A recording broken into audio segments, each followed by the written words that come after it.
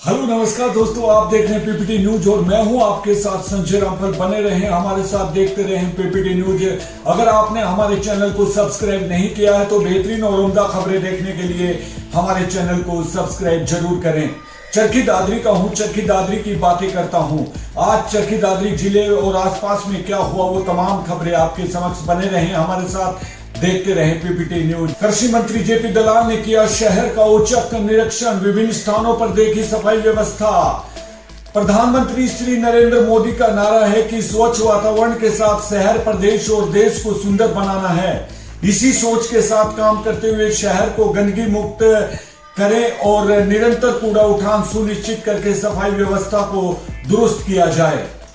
प्रदेश के कृषि मंत्री जेपी दलाल ने शहर के औचक निरीक्षण के दौरान नगर परिषद, जन स्वास्थ्य व लोक निर्माण विभाग को ये निर्देश दिए हैं। उन्होंने मीडिया से बात करते हुए कहा है कि मुख्यमंत्री श्री मनोहर लाल ने उन्हें दादरी व भिवानी में सफाई व्यवस्था और विकास के कार्यों की निगरानी का जिम्मा दिया है। इस माह की शुरुआत में स्वच्छता पखवाड़ा के तहत सफाई अभियान चलाया गया था और इसीलिए आज बिना किसी सूचना के औचक निरीक्षण कर शहर के विभिन्न हिस्सों का जायजा लिया गया है। इसको लेकर अधिकारियों को व्यवस्थाएं दुरुस्त करने के निर्देश भी दे दिए गए हैं। उन्होंने कहा कि निरीक्षण के दौरान महेंद्रगढ़ चुंगी, चिड़िया मोड़, बिचला बासा, कीकर वासनी और कूड़ा निस्तारण स्थल का जायजा लिया गया है। कई स्थानों पर जो कमियां मिली हैं, उन्होंने अधिकारियों से कहा है कि अगली कुछ दिनों में दोबारा औचक निरीक्षण किया जाएगा और उससे पहले व्यवस्था ठीक होनी चाहिए। कृषि मंत्री ने कहा कि देश के प्रधानमंत्री श्री नरेंद्र मोदी का नारा है कि वातावरण स्वच्छ हो और देश का हर स्थान सुंदर बने। इसी सोच को आगे बढ़ाते हुए प्रदेश सरकार भी काम कर रही है और अधिकारियों एवं संबंधित विभागों को भी उसी के अनुसार काम करना है। मीडिया के सवाल पर उन्होंने कहा कि देश के कुछ दलों के अंदर निम्न स्तर की राजनीतिक गिरावट आ गई है और वे ओछी मानसिकता के साथ संवैधानिक पद की गरिमा को ठेस पहुंचाने की कोशिश करते हैं। एक साधारण किसान परिवार से संबंध रखने वाले देश के महामहिम उपराष्ट्रपति के ऊपर की गई टिप्पणी पर तुरंत माफी मांगे। किसान समाज इस ओछी हरकत को बर्दाश्त नहीं करेगा। एक अन्य सवाल के जवाब में कृषि मंत्री ने कहा कि कांग्रेस अपने संगठन में जिला स्तर की इकाई तो बना नहीं पा रहे हैं और देश के लोगों को गुमराह करने की कोशिश कर रहे हैं। एक सवाल के जवाब में उन्होंने कहा कि मैं किसान का बेटा हूं और हमेशा किसान की सेवा ही के बारे में सोचता हूं। कुछ लोगों को राजनीतिक के चक्कर में लोगों को भड़काने की फिराक में है। उन्होंने कहा कि राजनीतिक विरोध करें लेकिन किसान की आड़ लेकर गलत काम ना करें। कभी भी किसान का नुकसान नहीं होने दूंगा। इस अवसर पर उनके साथ भाजपा किसान मोर्चा के प्रदेश अध्यक्ष सुखविंदर मांडी, भाजपा जिला अध्यक्ष सत्येंद्र परमार, अतिरिक्त उपायुक्त एवं DMC doctor Jayendra Singh, SDM Naveen Kumar सहित अन्य विभागों के अधिकारी कर्मचारी मौजूद रहे। अवैध खनन की जांच को लेकर श्रम मंत्री ने दिए आदेश, उपायुक्त स्वयं करेगी मामले की जांच। अब खबर विस्तार से।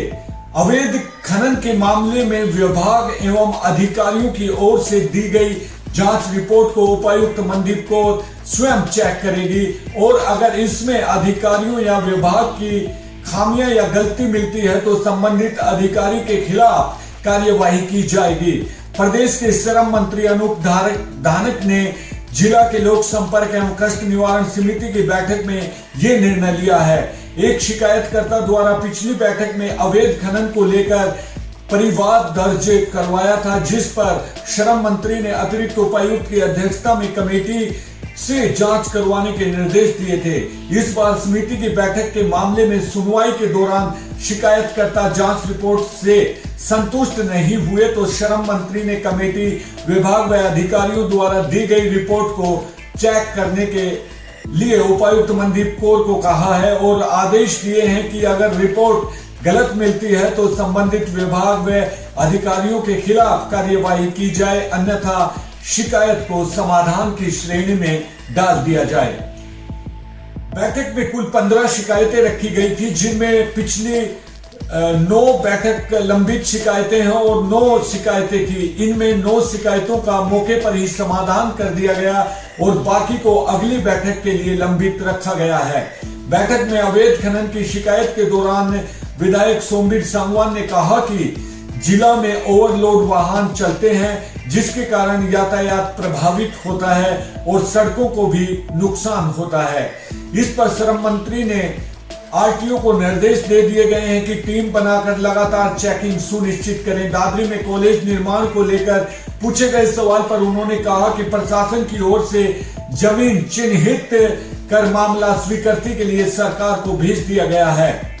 इसको लेकर मुख्यालय पर मंत्रण करके जल्द स्वीकृति दिलाई जाएगी और सभी औपचारिकताएं पूरी करके जल्द से जल्द कॉलेज निर्माण करवाया जाएगा। बैठक में उपायुक्त मनदीप कौर ने पुलिस अधीक्षक Nitika Gehlot, SDM ADC doctor Jayendra Singh, CEO जिला परिषद प्रदीप कौशिक, एसडीएम नवीन कुमार व सुरेश कुमार, बीजेपी जिला अध्यक्ष तेंद्र परमार, जेडीपी जिला अध्यक्ष नरेश द्वारिका, श्रीपाल उमरावास सहित समिति के सदस्य और विभागों के अधिकारी व कर्मचारी भी मौजूद रहे।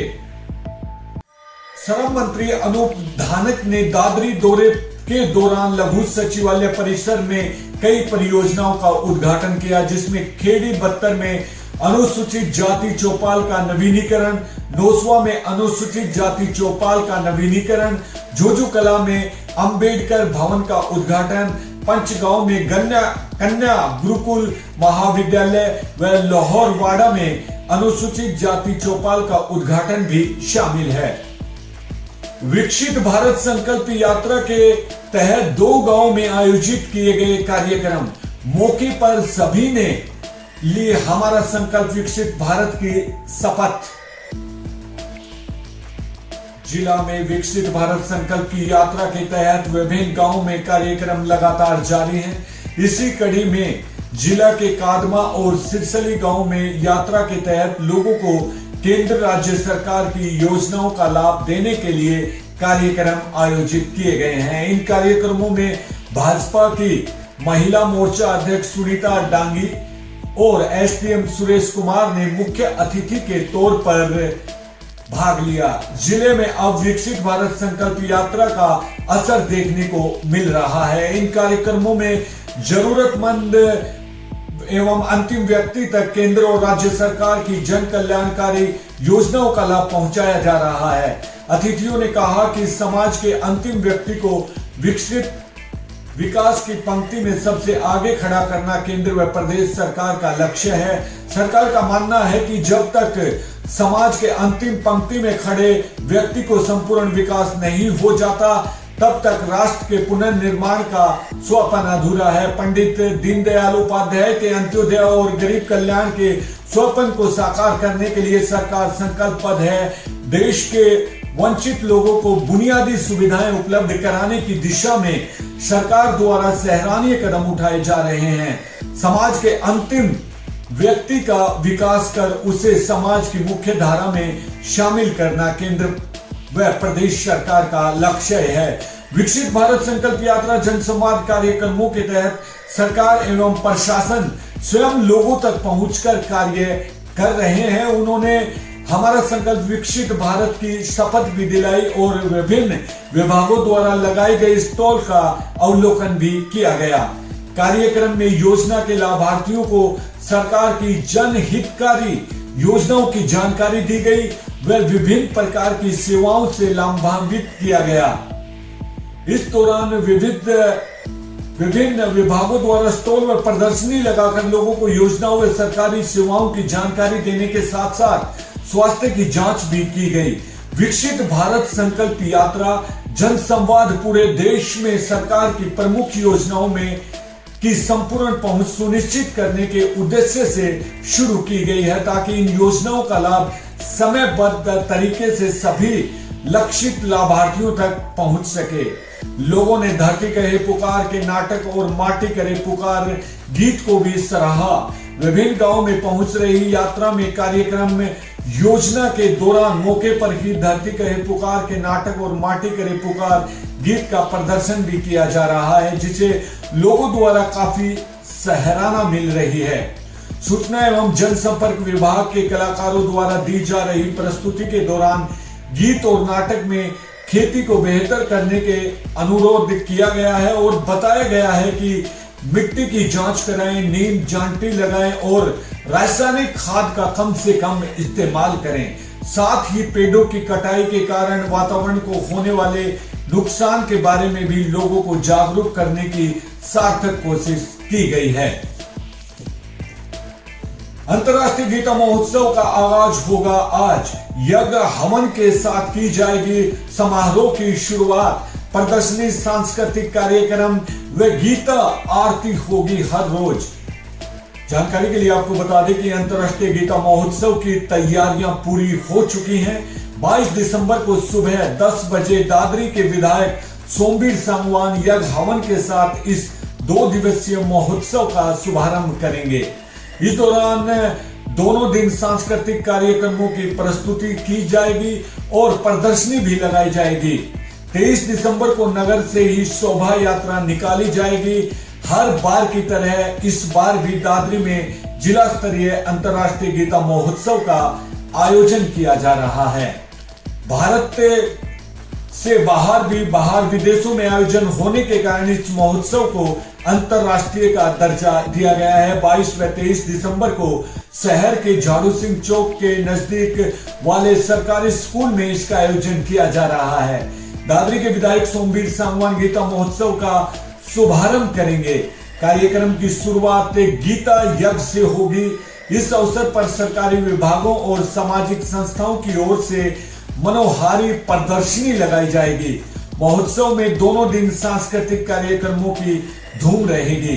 दादरी जिला और बाहर से आए कलाकार राधा कृष्ण, देशभक्ति, लोक संस्कृति व सामाजिक विषयों पर आधारित कार्यक्रमों की प्रस्तुति देंगे। समारोह स्थल पर ढोल नगाड़ा बजाने वाले और बीन वादक दर्शकों का मधुर धुन बजाकर स्वागत करेंगे। गीता महोत्सव 23 दिसंबर को भिवानी महेंद्रगढ़ लोकसभा क्षेत्र के सांसद धर्मवीर सिंह मुख्य अतिथि के तौर पर मौजूद रहेंगे। इस दिन कार्यक्रम स्थल पर दोपहर 12 बजे कन्या गुरुकुल की छात्राएं अष्टादश श्लोकों की गीता पाठ का समवेत स्वर में मंत्रोच्चारण करेंगी। इस दिन नगर में शोभा यात्रा निकाली जाएगी जिसमें सुंदर झांकियां और गीता पालकी की विशेष आकर्षण का केंद्र रहेंगी। मान्यता है कि इस दिन भगवान श्री कृष्ण के मुख से गीता के उपदेश निकले थे, इसलिए इस दिन गीता जयंती महोत्सव हमारे देश में बड़े ही हर्षोल्लास से मनाया जाता है। महाभारत के युद्ध में श्री कृष्ण ने जब अर्जुन को मोह में फंसे देखा तो उनको कर्म, कर्तव्य और जीवन की वास्तविकता से अवगत करवाया। गीता ही एकमात्र ऐसा धार्मिक ग्रंथ है जो जीवन को सही ढंग से जीने का मार्ग दिखाती है, सही और गलत में फर्क करना सिखाती है। यह एकमात्र ऐसा ग्रंथ है जिसकी जयंती मनाई जाती है।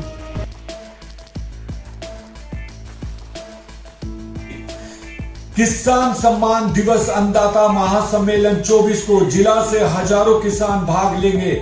मुख्यमंत्री श्री मनोहर लाल होंगे मुख्य अतिथि। अब खबर विस्तार से।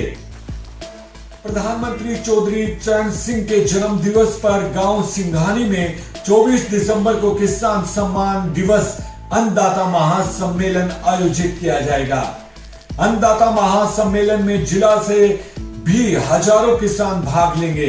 सरकारी प्रवक्ता ने बताया कि मुख्यमंत्री श्री मनोहर लाल किसान सम्मान दिवस में मुख्य अतिथि के रूप में कार्यक्रम संबोधित करेंगे।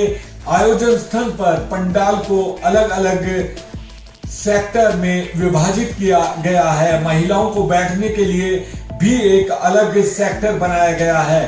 मंच के समीप मीडिया गैलरी की स्थापना भी की गई है। कार्यक्रम को व्यवस्थित ढंग से बनाने के लिए अलग अलग पार्किंग स्थल भी बनाए गए हैं। किसानों की सुविधा के लिए कार्यक्रम स्थल पर सभी व्यवस्थाएं कर दी गई हैं। जिला विविध सेवा प्राधिकरण में जिला कारगर भिवानी में लोक अदालत लगाई। सचिव सौरभ कुमार ने बताया कि लोक अदालत में एक कैदी से संबंधित केस को सुना गया, लेकिन मौके पर इस केस का निपटारा न हो सका। क्योंकि वह अन्य केसों में अविरुद्ध था।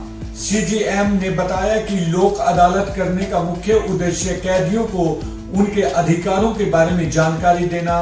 प्राधिकरण द्वारा हर महीने के पहले और तीसरे बुधवार को जेल के अंदर लोक अदालत एवं कानूनी जागरूकता शिविर लगाया और निरीक्षण भी किया और खान पान सफाई व्यवस्था का जायजा लिया तथा जेल बंदियों की समस्याएं सुनी और उनका निदान भी किया गया। इसके साथ साथ उन्होंने पुरुष बैरिक तथा महिला बैरिक का भी निरीक्षण किया। उन्होंने उनसे जेल में बिताई गई अवधि के बारे में भी पूछा, व उनकी समस्याओं के बारे में पूछा। निरीक्षण के दौरान उन्होंने बंदियों को जिला विधिक सेवा प्राधिकरण की सेवाओं के बारे में विस्तार से बताया। उन्होंने निर्देश दिया कि दादरी जिले के किसी बंदी को कानूनी मदद की आवश्यकता है तो डीएलएसए से कार्यालय में सूचित किया जाए। इस अवसर पर जेल अधीक्षक सुरेंद्र दलाल व अन्य कर्मचारी मौजूद रहे। सेंट्रल बैंक ऑफ इंडिया भागवी की शाखा ने मनाया 113वां स्थापना दिवस। सेंट्रल बैंक ऑफ इंडिया शाखा ने भागवी में 113वां स्थापना दिवस धूमधाम से मनाया गया। प्रबंधक लोकेश शर्मा, मुख्य अतिथि सरपंच अनिल कुमार भागवी, सह प्रबंधक सुरेंद्र यादव, मुख्य खजांची अजीत सांगवान की उपस्थिति में दीप प्रज्वलित कर आयोजन का शुभारंभ किया गया। इस अवसर पर उपभोक्ता को वाहन ऋण, होम लोन, पेंशन लोन, विभिन्न प्रकार की योजनाओं के बारे में भी विस्तार से अवगत कराया गया। रिटेल ऋण महोत्सव में 31 दिसंबर तक बिना किसी प्रक्रिया शुल्क से लाभ उठाने का भी आह्वान किया गया। प्रबंधक लोकेश ने बताया कि सेंट्रल बैंक पहला स्वदेशी बैंक है जिसकी स्थापना शोराब पोचखाना ने 21 दिसंबर 1911 को की थी। इस अवसर पर अनेक अधिकारी भी मौजूद थे। जानकारी बैंक के मुख्य खजांची अजीत सांगवान ने दी।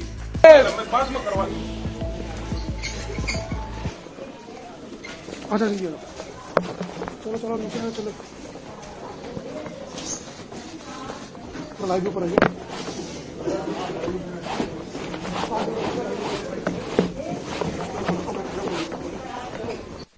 अब पहले इतना बड़ा फैसला लेने का आप इस देश की कुश्ती को छोड़ने का फैसला ले रही है।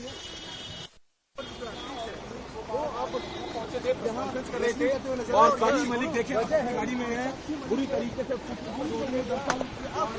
जो कुश्ती को अलविदा कह रही है।